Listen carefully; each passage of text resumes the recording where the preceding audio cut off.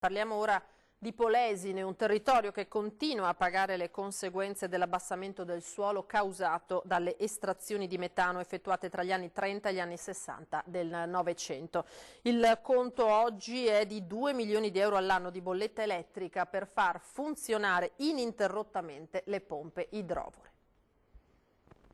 2 milioni di euro all'anno di corrente elettrica per il funzionamento delle idrovore, l'equivalente di una grande industria energivora che però non produce beni ma sicurezza per il territorio e i suoi abitanti e preserva l'agricoltura del delta del Po dalla risalita dell'acqua marina. In visita agli impianti il presidente della Commissione Agricoltura della Camera, Filippo Gallinella, accompagnato dai presidenti dei locali consorzi di bonifica. E questo è il significato che qualcuno non ci crede o non vede o non è informato e non sa, l'abbassamento del territorio, cioè di questi 2 metri e mezzo. È continuamente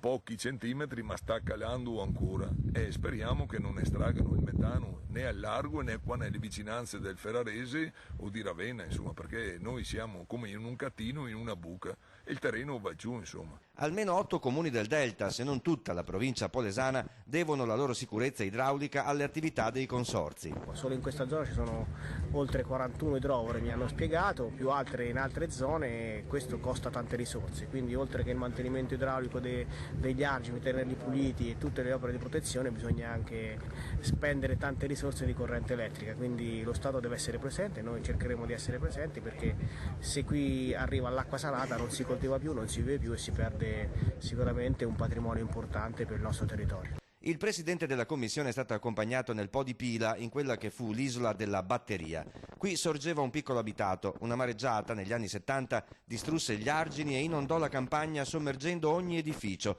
anche la piccola idrovora che serviva a questo lembo di terra. Il progressivo abbassamento dei terreni causato dalla subsidenza ha scoraggiato il recupero dell'isola, che ora appare come uno specchio d'acqua da cui emergono i ruderi delle vecchie abitazioni.